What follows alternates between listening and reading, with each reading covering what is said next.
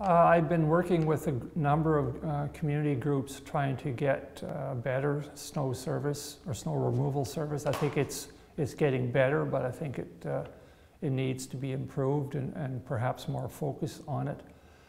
My preference would be to go at the sidewalk area around snow removal and get that to the point where all sidewalks would be cleared. My theme or my efforts have been more on a active transportation model rather than necessarily fully supporting automobile use or single occupancy automobile use, and therefore I'd look at clearing sidewalks and putting a priority on transit and bicycle routes. Absolutely on the curbside recycling. I ran a recycling center for 5 years and understood the real value and the potential for that to go forward.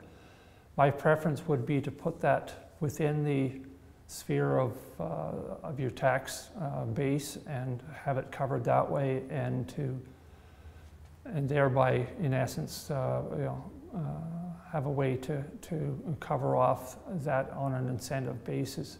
I'd also look at ways to reduce waste production or garbage production, and in that sense put that onto a pay per use.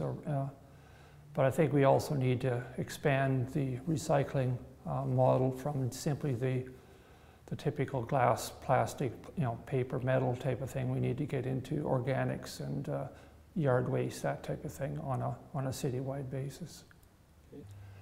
As a basic sense of, I guess, open decision making, I think the list on the website would be a minimum in my sense.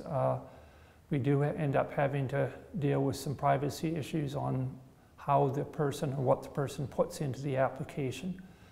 The other part of the decision making process that I don't think adequately deals with appointments per se is a one-size-fit-all type of application form. I think we need to start giving some more direction on what skills and capacities you need to be on each individual committee. I think it's we need to be a little stronger at finding the best best appointees. The other part of it, which I've seen in some respects now, is a concern around individuals staying on for too long a term. I think we need to start getting a rotation process into some of those committees, and therefore, put some actual number of term limits on those committee appointments.